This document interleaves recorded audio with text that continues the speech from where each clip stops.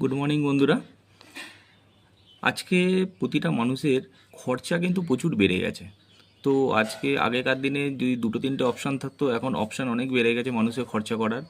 আর মানুষ খরচা করছে, কিন্তু ইনকামের সঙ্গে সবাই কিন্তু তাল মেলাতে পারছে না। তো সেই কারণে খরচার জায়গায় যদি আমরা ইনকামের দিকে নজর রাখি এবং ইনকামটা বাড়ানোর জন্য চেষ্টা করি, তার জন্য আমাদের যেটা করতে হবে সেটা হচ্ছে আমাদের সাইড বাই সাইড আপনি যে ইনকামটা করছেন তার সাথে একটা পার্ট টাইম আপনার একটা রোজগার করতে হবে।